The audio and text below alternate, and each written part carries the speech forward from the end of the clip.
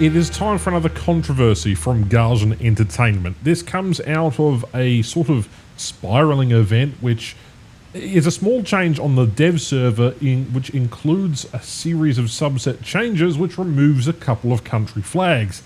And the player base that this affects is obviously the Chinese tech tree. They are actively removing the Taiwanese tech tree flag, not the vehicles that come associated with that, but the flag, and adding this to the list of roster of more controversies that Gaijin can get into. And I feel like every year there is more sort of speculation and non-apolitical stuff going on. Now, I haven't exactly been kind to the company, and to be honest, they have deserved the negative coverage over the years.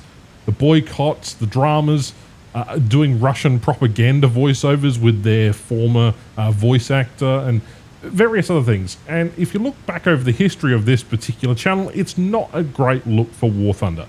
And then you've got the anime stuff. Well, that's not controversial, it's just a little bit weird, and focuses on short-term goals and money revenue raising. This is, well, Gaijin removed the option to switch out the Chinese flag with a Taiwanese one, and it's a bit of a kick in the teeth, especially if you look at it from a perspective of, okay, well, they're adding this new feature specifically so that you can change the flag of your nation if you intend to do so, and change that to one that you quite like. And there is plenty of obscure options, and it's a bit like an alt history. It feels like this isn't a lazy attempt for them, especially considering this feature is coming to the new update, to sort of not really bother with adding more unique nations or vehicles down the line. Anyhow, the point being, alright, let's get into this.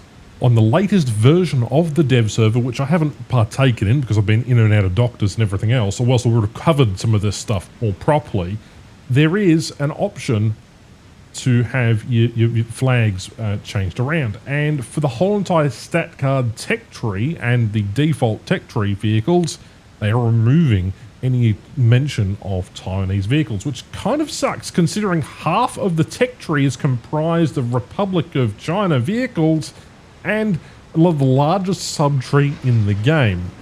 And having this sort of removal, while it isn't necessarily dramatic in a way, people aren't, upset at that. They're upset at the direction that the company is taking in order to satisfy a very, very vocal minority of the player group, which isn't Western in their focus.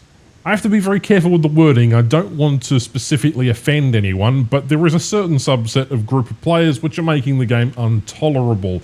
And it is quite a travesty how we have a tech tree with both flags, and it just doesn't necessarily end up. You think War Thunder would be a game that represents historical interests, specifically because War Thunder isn't just a war game, it's a digital museum of military history. But in a world where history and politics are deeply connected, you can't have a video game that is apolitical.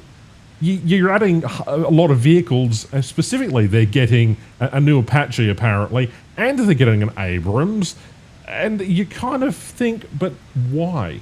What is the point? What it looks like is a historical detail that is quickly becoming a political statement by the company, and shows a bigger truth about modern gaming. It's also impossible to stay apolitical. Every design choice, which countries are added, which symbols are shown, carries a meaning because players from all over the world share the same servers, and even a small detail can spark major controversies such as this. And I'd like developers to stay neutral, but neutrality in itself is kind of a political stance, and you can't really get away with that in the 2025. What is the end result? Well, the VT4, a export vehicle, was supposed to go to the Thailand tech tree, and the China players, as we're going to call them, are specifically vocal about that vehicle not going to Thailand. So, with the peer pressure that put on them via social media, Gaijin decided that it was back to the drawing board with this vehicle and didn't add it. Now, we're seeing a loss of what appears to be a flag that appears on the stat card of a vehicle, and now just displays the Chinese flag instead, which doesn't necessarily represent the historical sort of significance of, well, having a sub-tree made up of vehicles that mainland China never actually got access to. But Regardless of that, for some people, as a result of discussions about this very flag often spill out into the game, into online forums and social media, arguments get broken out, posts get taken down, players accuse each other or the developers of being politically biased, and this isn't, unique to War Thunder, but War Thunder's commitment to realism makes these choices especially visible, and that is kind of why the controversy exists in the first place.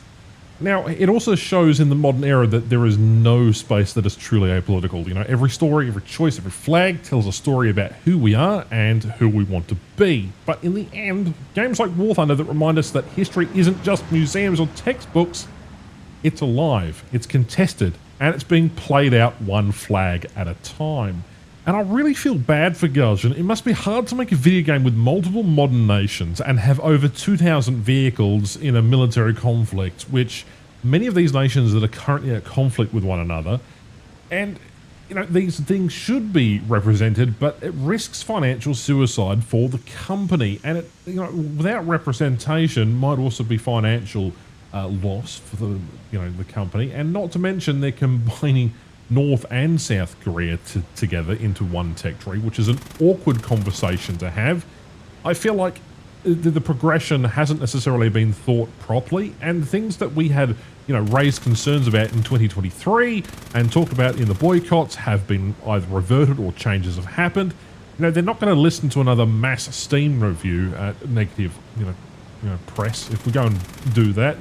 We've already tried that and had to try and force their hand, and the end result is, well, you get the same old, and now they're focused on short-term goals rather than the longer-term goals. And while it is fantastic that we get regular updates on a consistent basis, on the dev server, things should be subject to change. And if you voice your opinion, well, then you should be heard, or at least in some part there should be an internal department which actually decides what is good, or at least puts it to a wider, vote or community sort of discussion. But we didn't have any of this. This removal of a flag would be like removing the American flag from War Thunder. You can't go without having one of the major nations that helped fight and bring a close to the Second World War. And it is a controversial take, I get that, but you've got to look at it from a different set of eyes here. This is a political statement by Gaijin Entertainment by saying that they're going to listen to the views of not just the wider community, but a single focused, one-sided sort of spectre of the community, rather than looking at it as a whole. And instead of celebrating each nation's diversities, their strengths, their military history, we're now in a sort of an era of unprecedented diversive sort of narratives, which does make it incredibly dangerous to make online content with, and to also, enjoy historical vehicles for what they are. Interesting, unique pieces of history that talk about human development. War Thunder seems to be having the 2 steps forward, 3 steps back thing, and they've actually broken their own terms of service by removing Taiwan's flag. Essentially, they talk about discrimination and propaganda in Section 6, which is discrimination and the promotion of discrimination at all levels, including national, racial, religious, or ethnic or sexual, is forbidden, as well as any kind of political or religious discussion and or propaganda.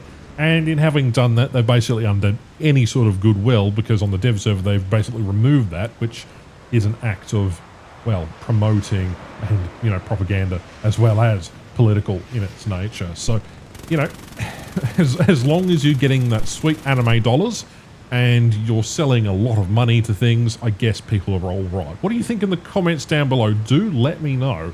I'm curious, because War Thunder has a history of getting into controversial topics, and I sincerely hope that they revisit this sort of argument and look at what people really want, because at the end of the day, what matters is money. Money is the driving principle here. There is no other objectives aside from short-term goals rather than long-term, as I've discussed. And while I'm not necessarily immune to it and promoting Gaijin's, sales and whatever to make a quick sale off my affiliate, which I get a decal cut of, which is 3%, but even with your support, it is really uneducable unless I go out and make myself an anime decal, which you guys will plaster all over your vehicles. And I don't know if like that sits well with me. That's a separate subject. But whenever I talk to other content creators who are outside of the War Thunder space, more into Milsim and various other strategy and other fun, entertaining titles, I always get that strange sort of look. Even talking to history channels and various other people, they always look at me like, okay, you're a War Thunder channel, and that obviously gets a bit of controversy in its sort of just, oh, I do War Thunder. Oh yeah, I've heard of that. And it's crazy to me that the War Thunder has such a reputation for leaking documents, being controversial, and not remaining apolitical. It is a godsend that the guys who work in community management and marketing are actually doing their job properly, and that they are keeping this community somewhat together. I can trash talk the devs and trash talk the game all I like, but I've got to remember that there are other people at the other end of this, and despite that, it is really hard to sort of stay positive and focused on something that you like when majority of the content tends to be either something you don't enjoy anymore, don't like, or is controversial because they've removed something that should have been a core feature of the game. Now, is it necessary for me to do a 10-15 minute video on this? No, but it is a topic that it kind of shows Gaijin's true colours, and I want to know your opinion in the comments down below. All right, that's all I have as for a video today. This could go on for a 30-40 minute rant about various other smaller topics, but I want to keep it condensed because I'll go off script very, very tangentially. I have a lot of thoughts on a lot of topics, and some of you like to hear that. I know you guys will be very divisive in the comments, so try and keep it respectful, and I know that's going to be incredibly hard, but I will see you in hopefully a Flapjack video or a Pancake video or whatever the XF5 use Corsair Dreams Come True vehicle video soon. All right, bye-bye.